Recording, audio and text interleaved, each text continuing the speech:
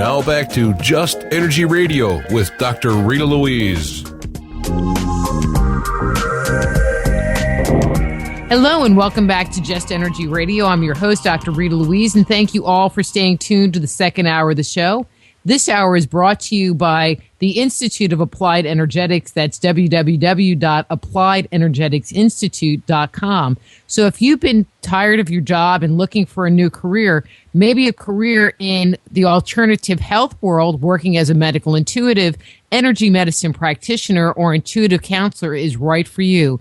Do check out the training programs at the Institute of Applied Energetics, because all of them can be done from the comfort of your own home. So you don't have to travel around the world and spend millions of dollars in doing all of this stuff, but you can learn to become a trained practitioner and work with people all over the world. That's www.appliedenergeticsinstitute.com. Also, check out Just Energy Radio online, or check out our YouTube channel, Just Energy Radio on YouTube. Or if you want to experience my personal work, these new videos I've been making, please go to Science and Spirit Meet. That's Science and Spirit Meet on YouTube. So this hour, we're going to be speaking about the secrets of Aboriginal healing. And to do that, we're going to be talking to Robbie Holz. And let me tell you a little bit about her before we bring her on air. Robbie Holz is a consultant for mind, body, spirit wellness, a charismatic speaker, and a multiple award-winning author. She travels widely teaching the powerful healing techniques and philosophies that she has practiced personally. She is passionately committed to teaching their ancient wisdom to awaken the powerful healers and creators within each of us. So from HoltzWellness.com, the author of, or co-author of, Secrets of Aboriginal Healing, Robbie Holz. Hi, Robbie. How are you? Great. Thank you for having me on. I'm looking forward to it. Well, you know, when I saw the title of your book, I was like, oh, I got to get this woman on the show.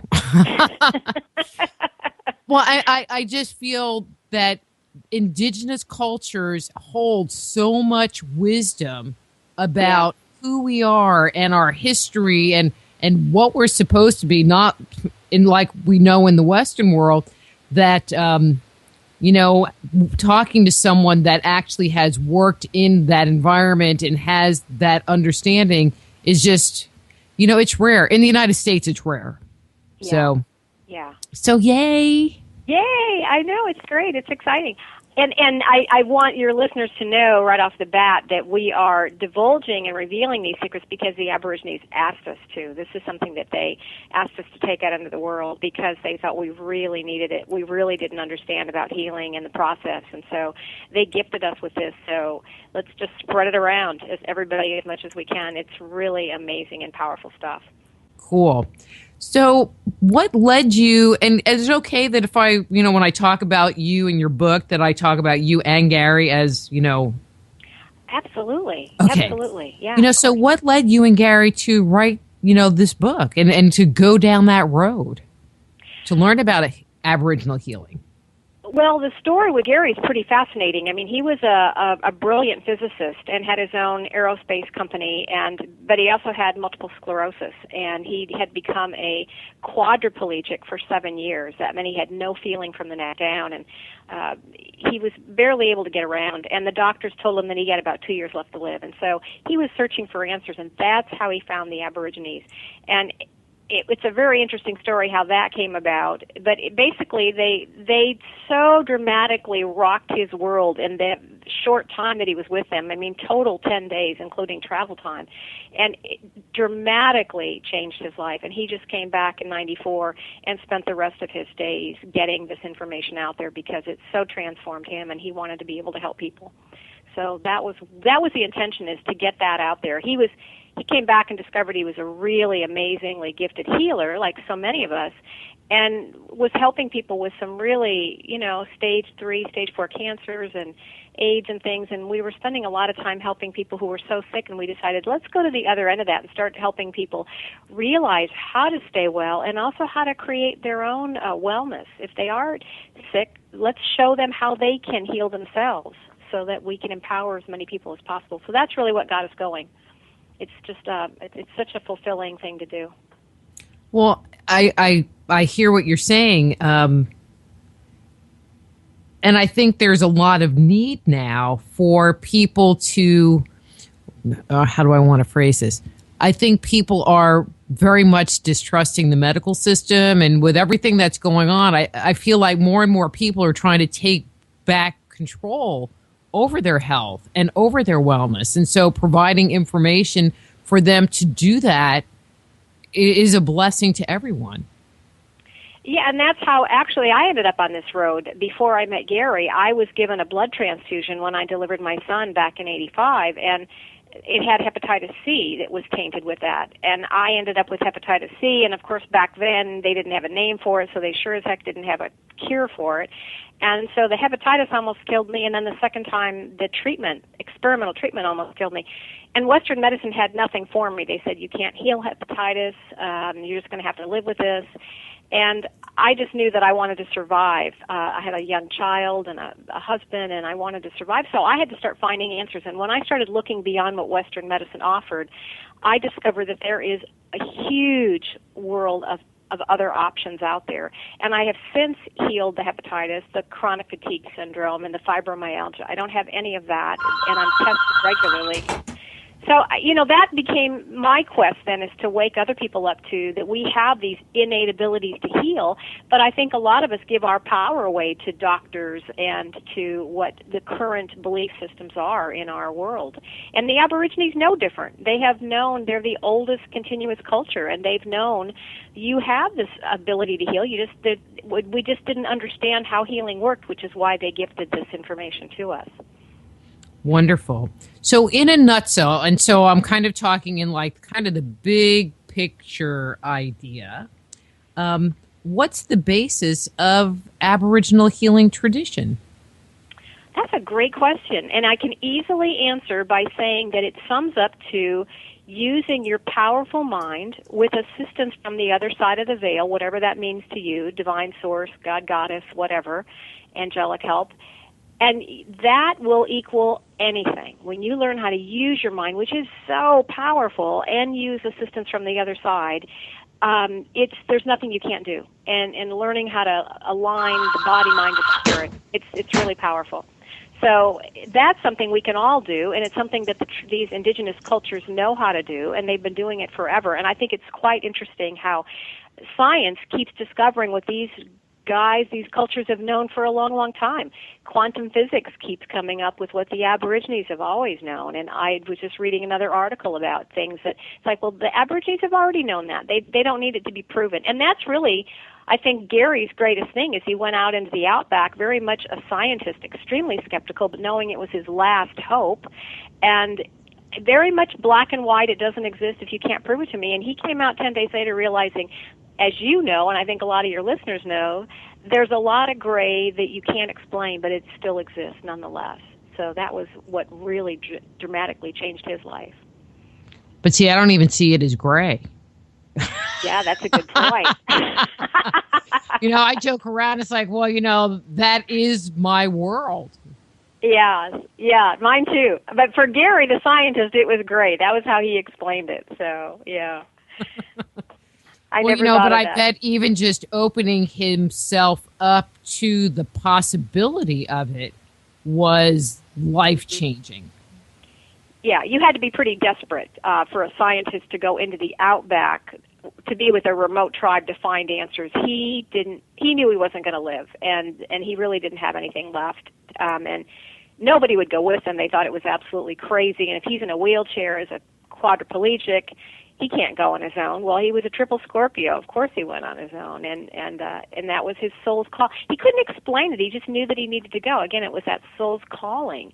You just know you need to go, and he did, and it forever changed him. So, well, and he wrote the book, Secrets of Aboriginal Healing. He wrote it on the way back, on that plane ride back. While he was just coming off that experience, and he had brought a voice-activated tape recorder so that we get a lot of compliments on the dialogue, and it's like, I really can't accept that compliment. It came right off the tape, because he recorded it. He didn't think he was going to come out, and he wanted something for his kids to know what happened to him. So, yeah, so it's great that not just a fascinating story, but that it gives steps, easy steps. It's a fun read, and it's easy, and it shows how you use your mind and assistance from the other side.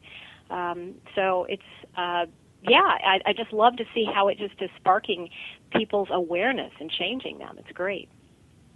Well, there is and I'm going to credit this correctly because I have gotten cards and letters, the Chris Christopherson song that is sung by Janis Joplin. So see, I did it correctly. Freedom's just another word for nothing else to lose. And I think when we get to that place where, I don't want to say we've hit rock bottom, but where, you don't have any place else to go. It's like you can be a whole lot more open to whatever comes your way. That's a great point. Yeah, exactly. We're very resistant to change, and we're just kind of designed to not want to change as humans. And sometimes, you're really changed either through pain or inspiration. And unfortunately, a lot of us, like me, I had to be whacked upside the head twice with a spiritual 2x4 and almost died before I finally woke up and realized what I was doing to create these problems and how to rectify them and to listen, to the body, mind, and soul, and get them all back in balance again.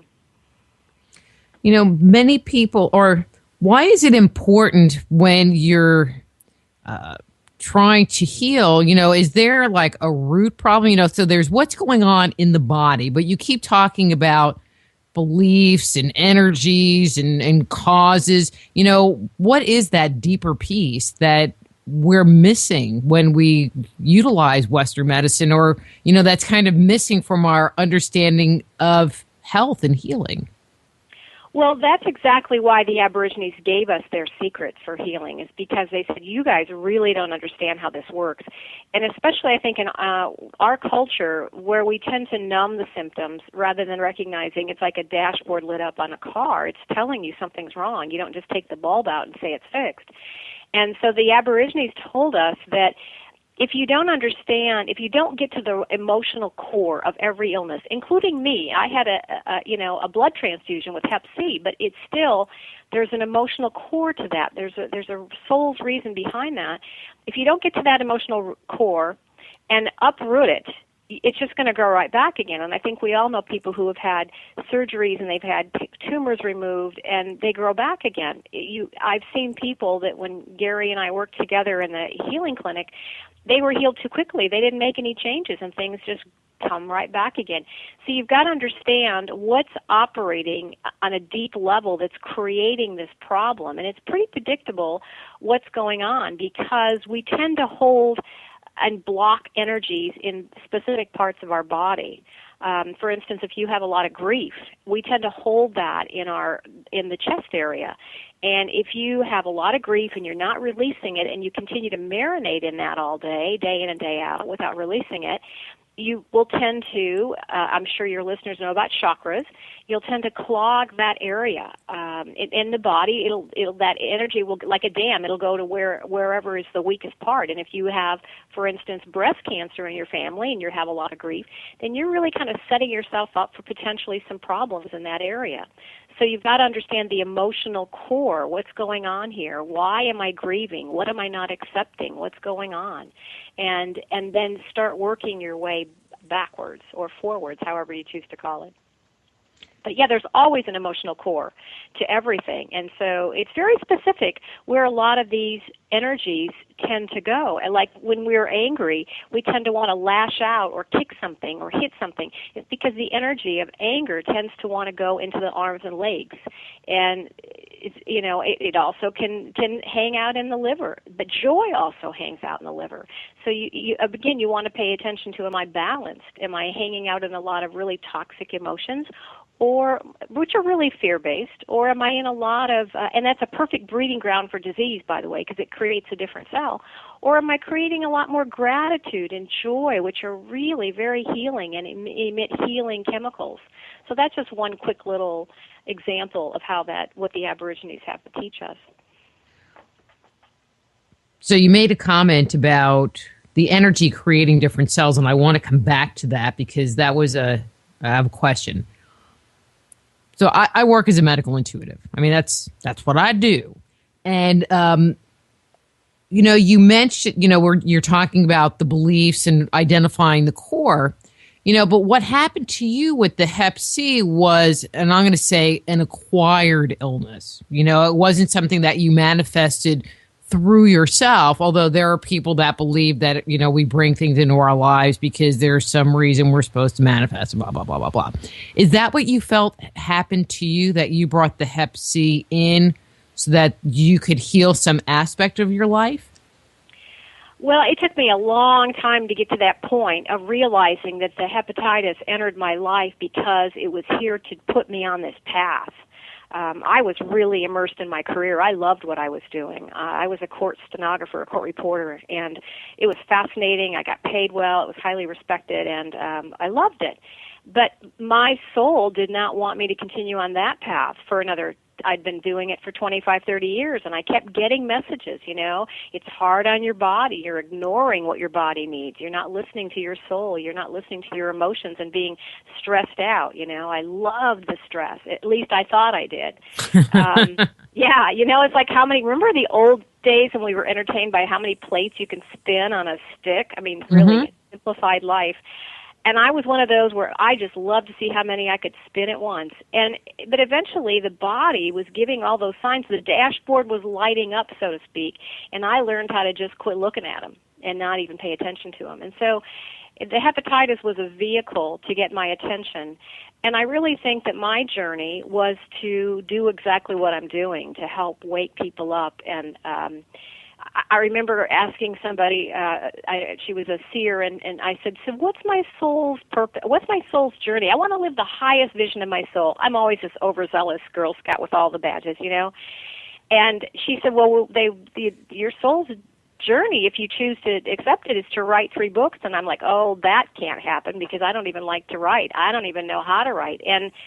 But if you just sort of let go and let happen what's supposed to, I ended up finishing Gary's book. It ended up winning awards left and right and getting a publisher to pick it up, and now I've got a sequel coming through that's going to be published in the next couple months. And so it's like, if you just kind of get the mind out of the way, and as that is probably the biggest problem. It's the biggest factor in healing is your mind and what you're believing and what you're resistant to.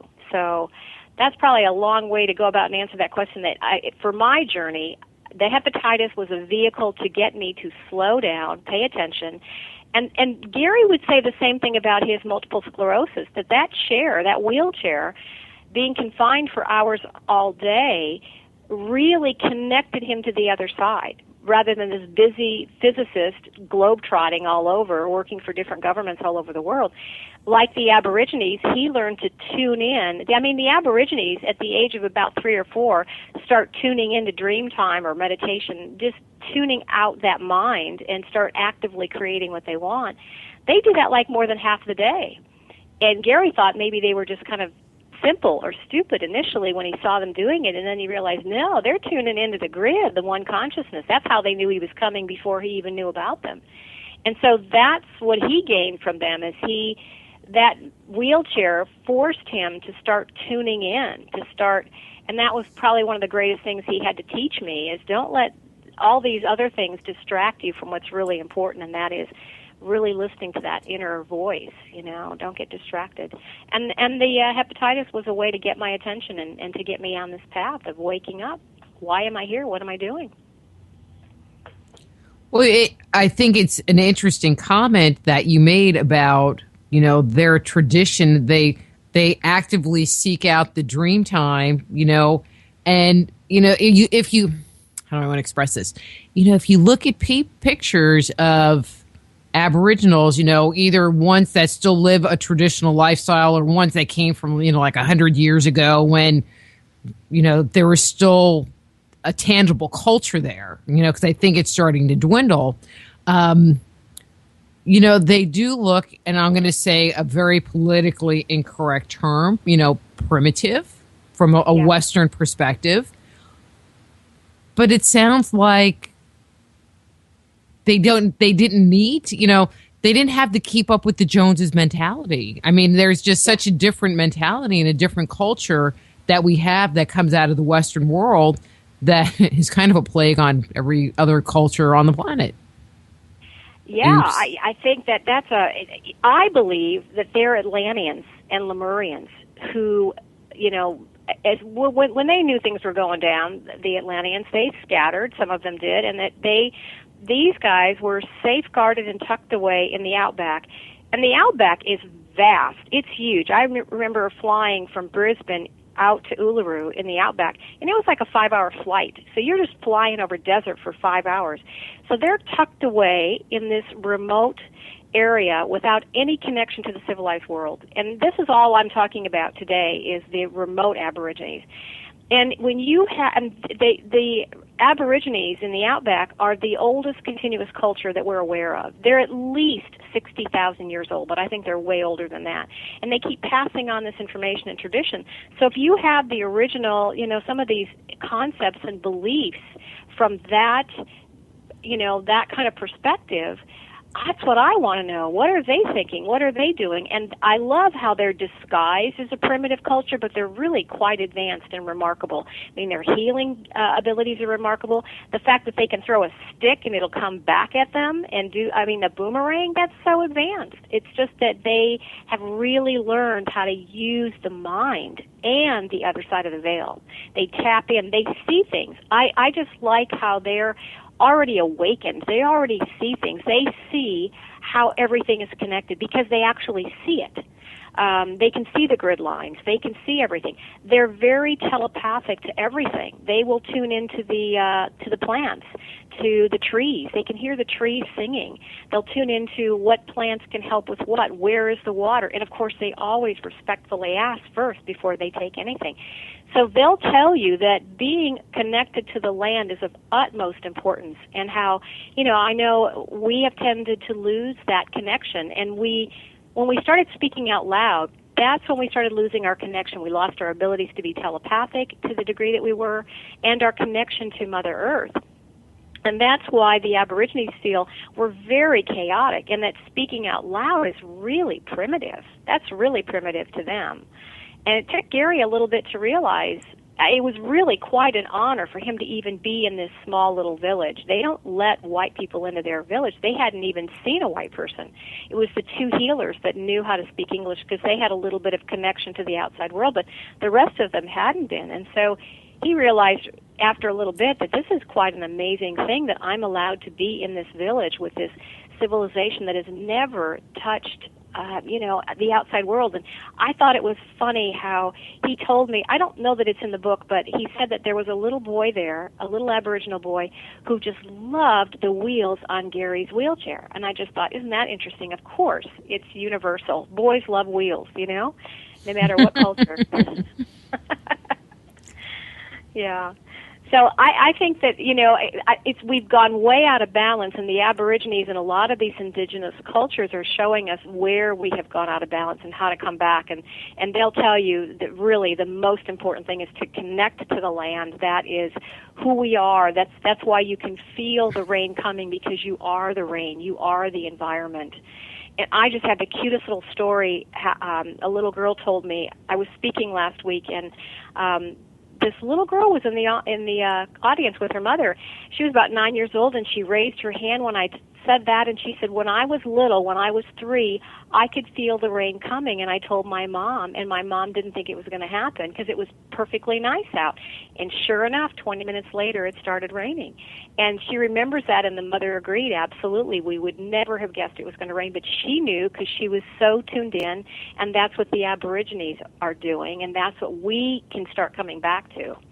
So they're just showing us what our capabilities are, how to use that mind. So it's great. But I think it's interesting that, if they can use their mind to create, but they choose to not create material things. They don't need it. Yeah. But it's just, I'm not saying it's an interesting choice. It's interesting that we have chosen to go in this totally different direction. Mm-hmm. And hopefully we're swinging back into balance. That was what Gary noticed when he was in the outback with them, is they are so happy and so immensely grateful. I mean, to us, it's a really harsh environment. That desert is so harsh. you just touch any of the trees out there, and it just splinters into your hand because it's baked at like 130 degrees every day. And when I had the opportunity to go out with them for a little bit, I think I was out there for about a week. I could not believe we were leaving them out there. It was like, oh my gosh, that's such a harsh environment. And it was the longest shower I ever took in my life when I got off that camping, that ceremony. But they're totally content. They are just living in so much gratitude. It comes back to your mind telling you and what you're buying into. They know that these things are distractions. And they're really that you find that peace, that joy within. That's where it comes from. They've evolved beyond that. They don't need that stuff. Yeah, their needs are met, and they know it. And if they need rain, they know something's out of alignment, and they don't pray. They just know how to get things back in balance. Just like you would go get a drink of water if you needed water, they know how to bring it back into nature. In fact, when I was with them, I was honored enough to be invited to be doing ceremonies with a tribe, and we created thunderstorms. I didn't know that was going to happen. I would have clearly covered up my sleeping bag and my gear beforehand because they were just torrential downpours, and those thunderstorms kept coming around and around that campground, circling us. And when we got back to the hotel, they said they had not seen storms like that in at least 5 years.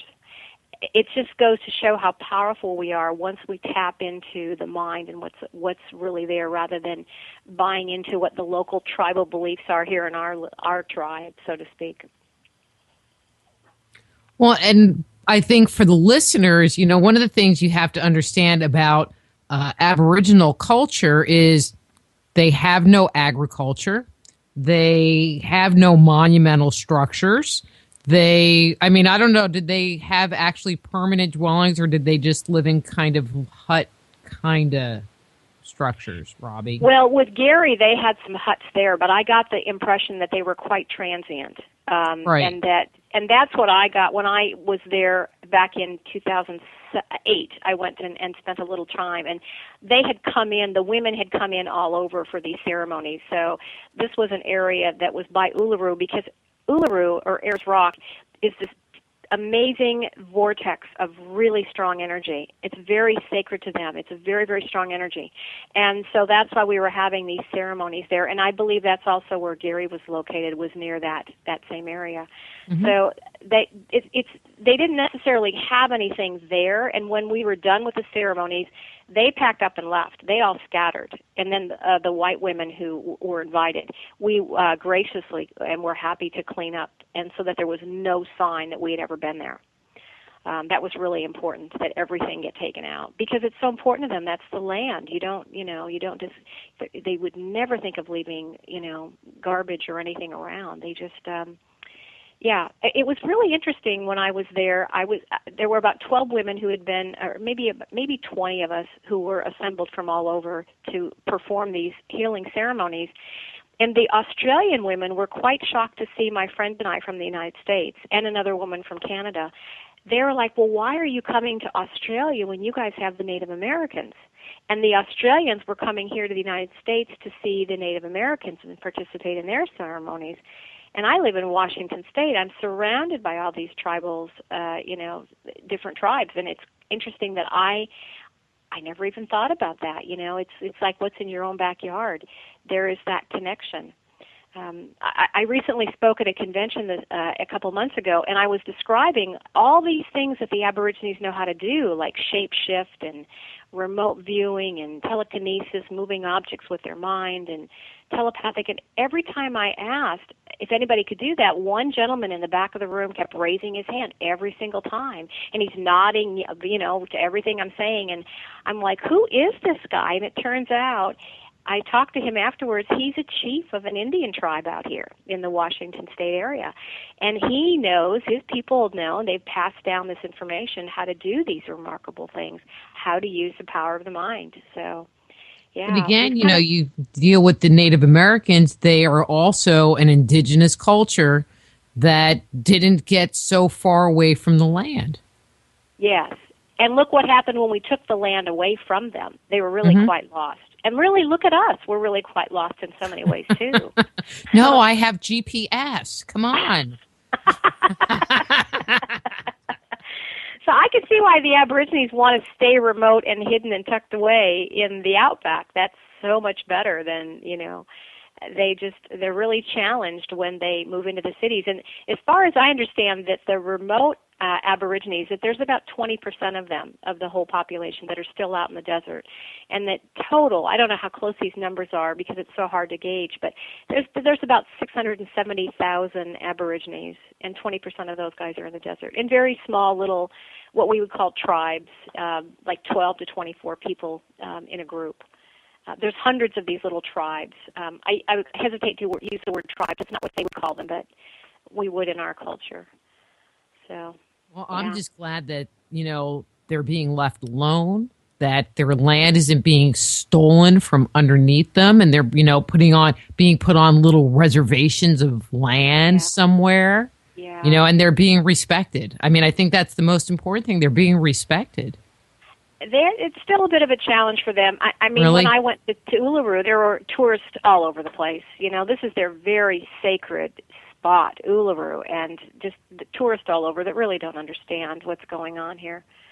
Yeah, but an awareness,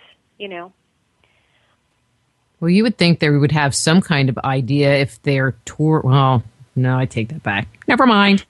Cancel that thought. I didn't think that one through. Yeah. Yeah. So I was kind of shocked when I went to the Outback. I thought, wow, this is so cool and remote, 5 hours by plane. And, we're talking an airliner. And then I get there and there's this airport that's thriving. There's hotels all over. There's a tremendous Asian tourist influence there. And I was really kind of surprised at that. And then I had to realize, well, if people want to gain an awareness and have a respect and be in this amazing vortex of energy, these are all good things.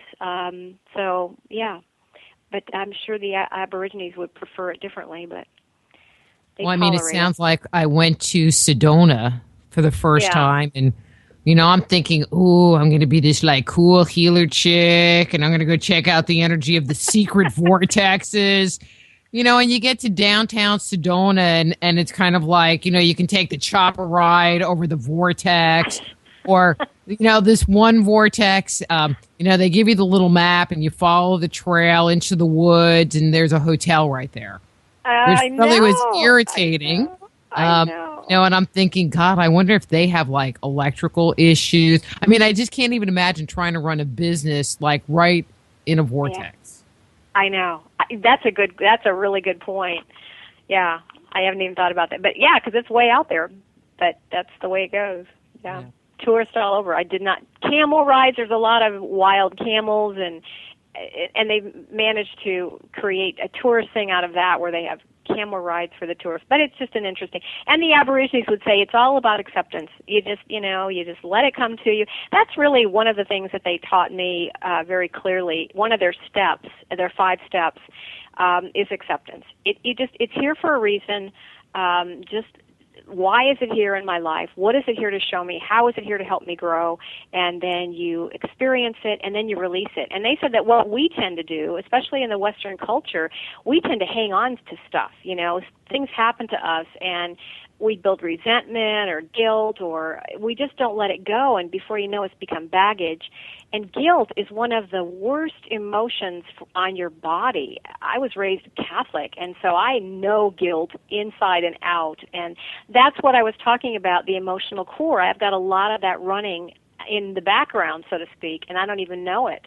And the book talks about your operating system and what's running in the background, and Gary had to find out what was really running in the background that was kind of creating some of these problems. And so becoming aware of that, and then they helped him realize, okay, now that you're aware of it, they took him through the next steps on what to do about that.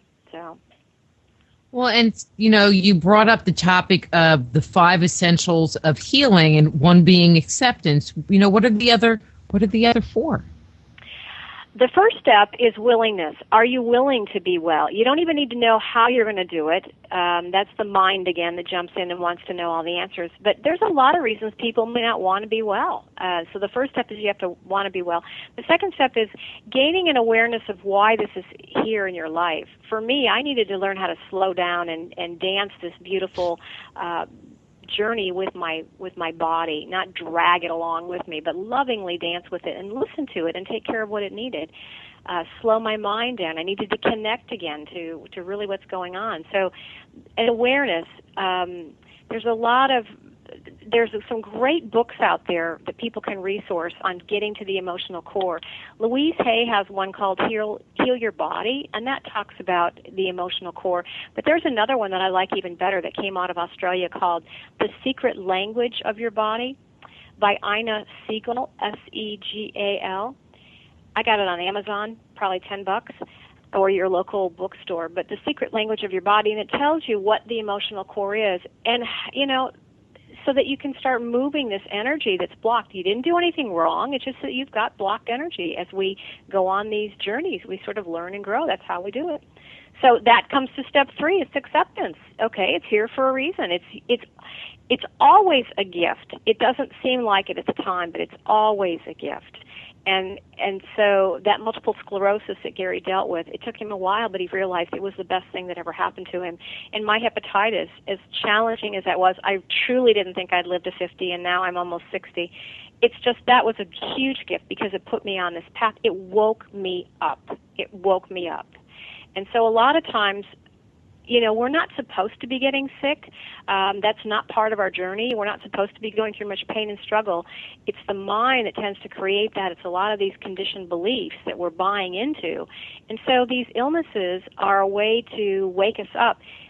And one of the best ways to explain that is that your emotions, when you're not in peace and inner bliss, and you're not, then that's a way to know that you're kind of off the track a bit. And so your emotions are the first step to let you know you're off track. And then when you keep ignoring that, which I was really good at doing, then your body's going to start kicking in and telling you. And so when you keep getting out there and farther and farther from that balance point, that body's going to tell you until you can't ignore it anymore. So how bad does it have to get before you're paying attention? And I'm really good at crawling and ignoring. So pretty bad for me. I'm a stubborn little thing. See, I'm just a 2x4 person. I just wait. It hits me, and it's like, oh, yeah, that. Oh, yeah. I used to say, oh, I like to struggle. And I'm finally like, no, I'm going to do this in a fun, easy, gentle way. That's the way I've shifted. I don't joke about that anymore. I think we've seen what happens with that. I also quit asking the question, what else hasn't happened to me? I learned that's a stupid thing to be asking out loud. So So do we do all 5? No, the next 2, you're good at. Boy, you're good. You are right on it. The 4th step is empowerment. Take back your power and be responsible. Again, it's not that you did anything wrong. You're just learning. We're growing as a human and a soul. And so take back your power and realize that you have the ability to heal that. I mean, Western medicine said there's no cure for hepatitis. You're going to have to give yourself a shot every couple days, and it's the best we can offer. And that's all that they knew at the time. And so you have the ability to heal. And most of us are supposed to heal and get better. And like the Aborigines said, if your body, mind, and spirit are aligned, there's nothing that can't be healed. So you need to pay attention to which one am I not listening to, or which ones. And so get your power back, and that's the one where you can start using help from the other side of the veil, and that's my favorite. I have a lot of information on my website. I also have an online course that we've made it affordable to anybody. You can pay whatever you want. If you don't have money, you can buy it for $1 if you're in financial straits. We wanted to get this information available to people. And there's a lot of information on my website about how to use your spirit guides. Gary didn't know, as most people don't. You've got these spirit guides, this entourage or support staff waiting to assist you, but they can't step in until you ask and allow them to help. So there's a lot of information about how to engage your spirit guides and how to work with them as a team. I I just feel really strongly that I'm like the human member of the team. And so they're here to support me. What can we do? How can we help you? But I need to ask. There was a great story that Doreen Virtue, I'm sure you know who she is, the angel expert. I went to one of her conferences on angels, and she told a story that had a really strong effect on me. And she was saying how she had just done a workshop about angels and how amazing they are, these spirit guides who were always with us, waiting to assist. And she said, afterwards, I went to the hotel concierge and asked them to get me a taxi to the health club, and they couldn't find one. So she said, I'm walking along the road to the health club, kind of grumbling to myself. I just gave a great workshop about how helpful you guys are, and you can't even help me get a taxi. And she said, I immediately heard in my head, did you ask us to get you a taxi? And that was really a point that I will never forget, how you have to ask. It's a free will planet. There's nothing wrong with pain and struggle. There is nothing wrong with doing it over and over and over again. But the minute you ask, they can help you so much. And there's a lot of info up on my website on the blog section about how to communicate, how they communicate to you. It just is such a life changer. I think, Rita, that's the biggest thing for me is I have learned to hand everything over. My mind is not equipped to know the answers. But my team, my higher self, soul, guides, I mean, it's all one. The Aborigines would tell you it's all the same. It doesn't matter. We just like to differentiate it and categorize it. But I just call it my peeps, or the peanut gallery. Actually, that's what I call them. Well, the peanut gallery says, and they'll go, well, who's that? And I'm like, I don't know. These guys hanging on top of my right ear. I like that. Those guys. Like that. But don't you find that it's tremendous what they can do when you ask and allow their help? It's constant. I guess I have to work on that part. Oh, it's a life changer. It's a life changer. I mean, I hand everything over. I hand everything over because it's the mind that keeps getting us in the way. It's the mind that's very limiting.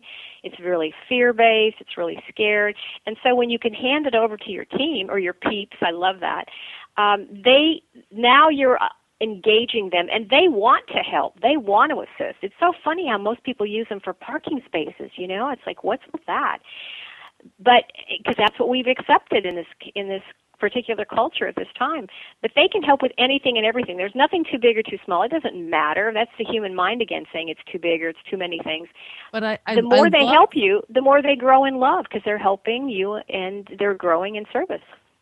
But something that you said that I don't think I've ever heard somebody say out loud, and I'm like, oh, yeah, that part, is you have to ask them. Yes. I don't think I've ever heard somebody actually verbalize that, but it's like, duh.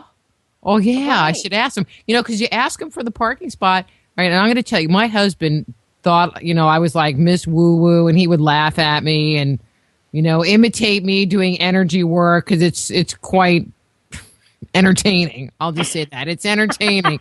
And so he would imitate nice that you me, offer that. and then I would imitate him imitating me. And he was like, oh, that stuff's full of shit. Blah, blah, blah, blah, blah, blah. And so we would go somewhere and he'd be driving and he could never find a parking spot. And then I'd be driving. I'm like, well, I'm hoping I get a good parking spot. And I would drive up and I'd be like the second one at Walmart. And I would just, stop the car and go, thank you. And he'd just look at me. I know. It's great. Well, then he started doing it. And he started getting good parking spots. And, so after a while, he started, like, actually believing maybe there's something. I mean, not that he would admit it out loud, ever. Yeah. But, that maybe there could sort of, just in a microscopic kind of way, be something to it. And if you watch, the signs are everywhere. They're always helping and guiding, but let's just work with them as a team player, a lot of us are operating like solo players, and it's like, you're the human member of the team, and how can they assist you? And then you work together. It makes a huge difference. It just makes life so much easier, so much easier. And they can help you heal. That's what the Aborigines know. They're very tuned in. They can see this. That's why it's probably different for them, and that they can actually see the guides. They can see what's going on, and so beyond the veil. So if you could see it, you wouldn't have any doubts or fear. But, like a good parent, you wouldn't just do stuff for your kids. You want them to learn how to do it. So maybe they make a mess learning how to tie their shoe, but when they finally have knotted it up enough, they might say, "Can you help me?" They're very happy to step in. They're not going to do your homework for you, but they'll certainly help you in what's in the best interest for you and how you should learn it. So let me ask you this. I'm going to kind of change subjects here because we have 10 minutes left. Does our body give us indicators of what should we be doing, or does spirit give us indicators of what we should be doing? Absolutely. It's always, we're so busy in our lives, and this is something I'm always working on, is getting that busy mind quiet and feeling what's going on inside. Does my body want this supplement? Does it want a particular type of fruit? Does it want green tea? I mean, your body will tell you what it wants, but a lot of us are really numb to it. We're off busy in this world, and so your body's going to tell you. And, I forgot, we didn't mention the last step. The fifth one is focus, and that's really important. Focus on what you want, never on what you don't want. There's a great quote by Mother Teresa, or there's something about, she would never attend an anti-war rally, but always a pro-peace, because she knew to never give any energy to the war. And it's not about being in denial about your illness, but it's about what are you focused on? Because whatever you're focused on, that's where you're putting your energy. That's where energy is going. And the Aborigines know that because they can see it. And science is just starting to pick up on that. Quantum physics, what are you creating? What are you creating? So the Aborigines will spend more than half their time in dream time, and they're directing the illusion. And they'll tell you that's more real than what we think this is not real. So what do you mean? What do you mean by that? So you're directing the illusion, and you're working together. You're co-creating. We're creators. We're powerful, powerful creators, and every thought is creating something. There's no idle thought. That's important. There's no idle thought. So pay attention to what you're creating. And a lot of us are focusing all day on what we don't want. We're focusing on the obstacles or the pain or, oh my gosh, I can't get this done or whatever. Well, then that's what you tend to create, because the mind supports that. The body supports it. Subconsciously, the body can't tell whether it happened or it didn't. That's why these Olympic-level athletes, they will rehearse in their mind over and over and over, and the muscles actually fire. I mean, the scientists have tested this stuff. It can't tell subconsciously whether it happened or it didn't. So you create in your mind what you want, and then that creates the reality around you. And the Aborigines, as well as a lot of other indigenous cultures, have been working towards creating a planet that's at peace, that's not filled with this toxic oceans, and it's time for us to wake up and start doing the same. They're holding the vision while we kind of wake up and start assisting as well. Well, I guess it's good that somebody's holding. We'd be even in a bigger mess, wouldn't we? Mm-hmm. Yeah, exactly. It's time. And I think probably one of the biggest things that they wake up to this Mother Earth who so graciously allowed you to learn and grow on her. And the other thing they have is a really strong connection to the ancestors. They know that your ancestors are a part of you, and that's part of your DNA, it's part of you, it's in your cells. And they honor the ancestors, and there's a really strong connection to that as well. Yeah, they know it's part of them. It's just amazing. So if somebody wanted to start tapping into this information, tapping into this wisdom, they have something going on physically that they want to address, they need some healing, what would be like a good first step for them? Oh, you're so good. Well, we have like 4 minutes left, so I'm, wrapping it up. No, the first thing is, okay, it's the 5 steps again. Are you willing? What's your intention? Ask for help, and then let them guide you. The mind wants a map, a spreadsheet, how am I going to get better, when, whatever. But just get quiet and just tap into that inner wisdom. The answers are all there. The Aborigines would say tap into that, the Akashic records or the universal knowledge, the one consciousness. It's all within. You just have to quiet that mind so that you can feel it and know it and just get that clarity. So it'll come, and the more often you get quiet, the more and then you get that sense of feeling. You'll be guided. Maybe your guides will then, there's a practitioner that they know would help accelerate your healing, or maybe they want you to go to a particular massage therapist or, acupuncturist or Reiki master, whatever, or there's a particular supplement you need. Tap in and find out, and then start asking them, well, help me understand why this is in my life. Help me see it. Now, they can help every step. Help me feel the gratitude for this. Help me release whatever I need to release. Help me and I'm a big fan of easy, fun, gentle. Help me easily, gently move forward with what I need to do. Help me want to be motivated to move in this, to maybe make some movement in my life with the exercise, and help me really love eating organic food and make it easily and ready available. It's just, there's so many ways to work together as a team with your peeps, as you say, to work together to get you well again. That's a good start. And there's more information on my website, too, to help people. And if they really get stuck, I do, like you, 1-hour consultations. That's all I need. Just, give me 1 hour. I will unblock you. So that's a pretty good start. And there's more info up there. Okay. And so your website, well, what do you do? I mean, we've been talking about the book. I'm just kind of looking at the clock. We got like 1-2 minutes, maybe. So what do you do in your private practice? I usually, 1 hour, whether it's phone or Skype or in person in Seattle, 1 hour is all I need with somebody, where I find out, what are you challenged by? What are you really having a hard time with? What are you not accepting? And what are you not moving beyond?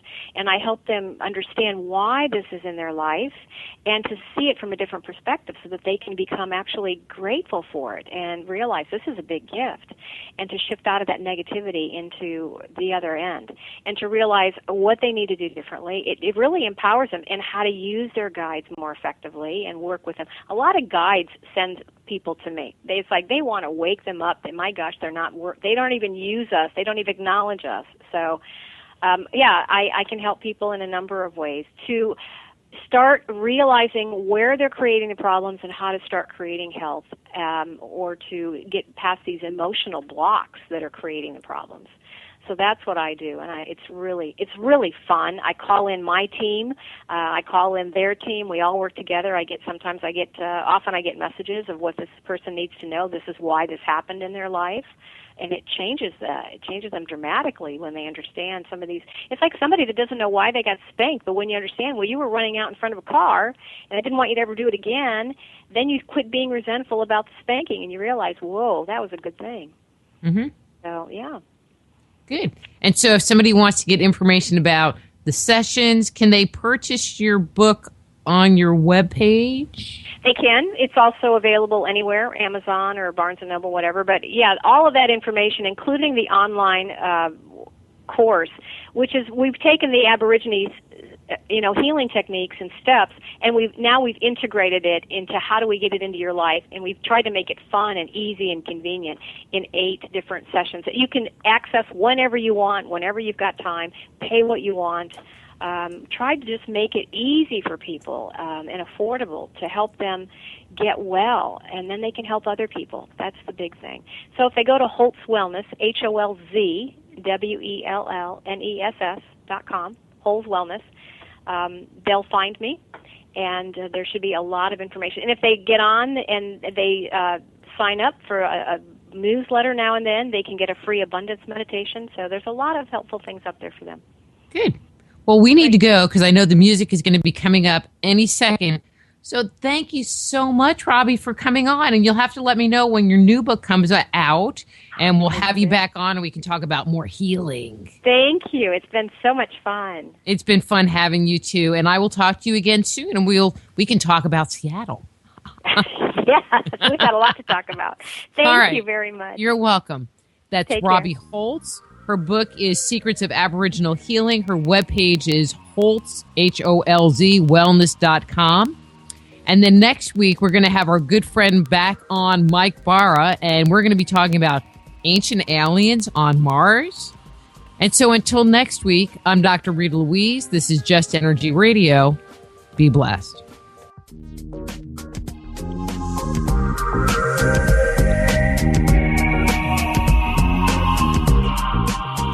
Join host Dr. Rita Louise each week at this time for Just Energy Radio. Point your browser to